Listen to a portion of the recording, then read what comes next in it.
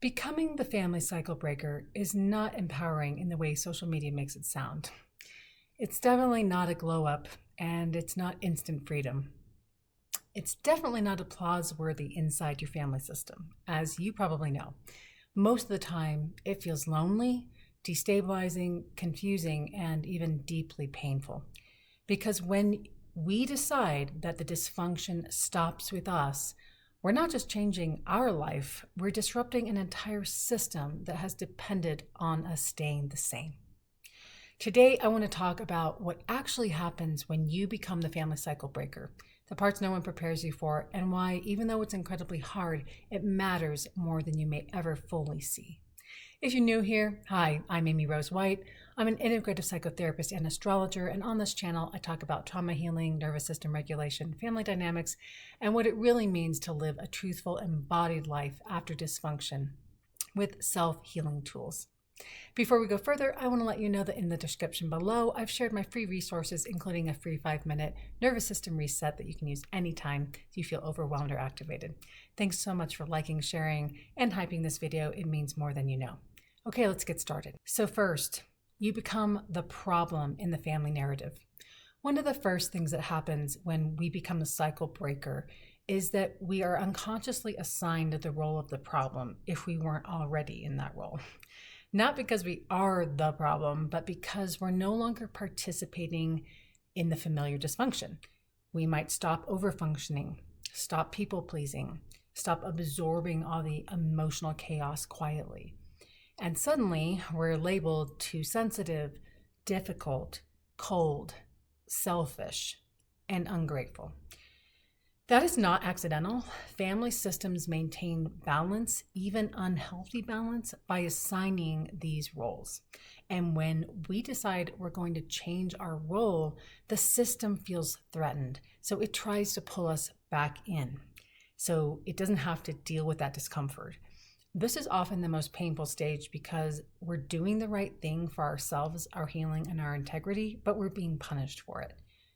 Number 2 is we experience profound grief, not just anger, which is a part of grief.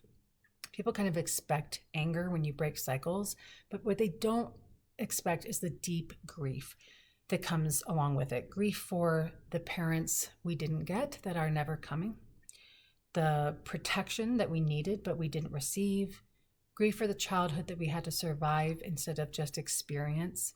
And as we heal, we start to see more and more clearly not just what happened, but what should have or could have happened. And that clarity hurts. This grief doesn't mean we're weak or we're stuck in the past. It just means our nervous system is finally safe enough because of our own healing work to tell the truth. And we cannot break cycles without mourning what was lost. Number 3, our body changes before our mind fully catch up.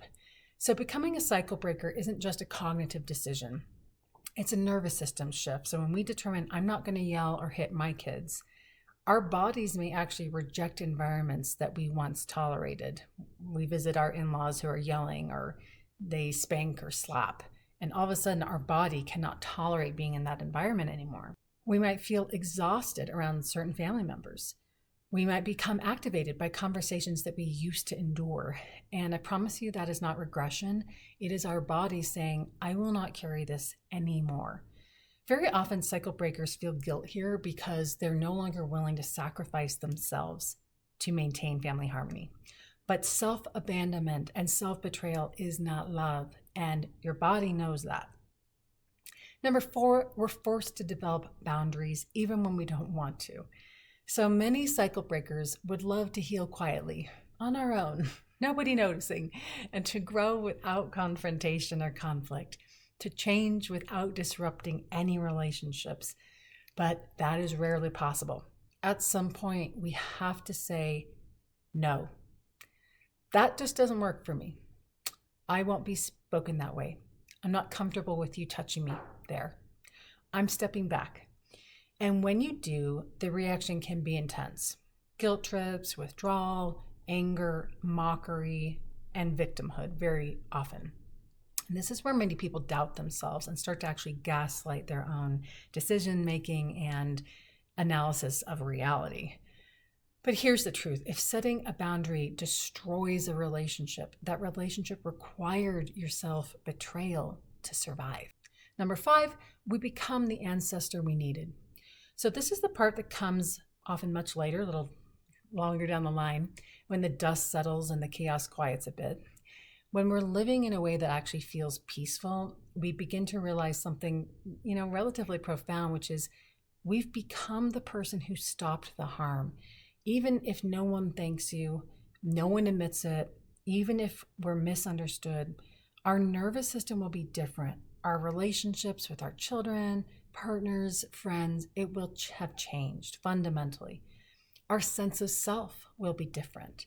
We feel a deep knowing of ourselves, and that really matters. Cycle breakers don't just change their own lives, they change what becomes possible for everyone who comes after them. Breaking the cycle of dysfunction in your family does not mean that you won't feel doubt. It also doesn't mean that you're going to be perfect and never yell, raise your voice, have a problem with addiction or something like that. It doesn't mean that you're not going to miss people, places, and things. It doesn't mean that you won't question yourself. It means that we choose truth over comfort and integrity over familiarity.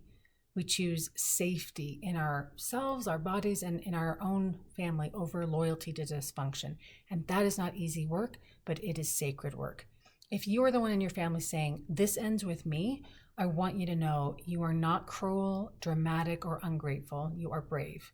If this video resonated with you, please like it. It helps more than you know. And don't forget to check out this trauma healing playlist below or above. No, it's above. Okay, I'll see you in the next one. Bye for now.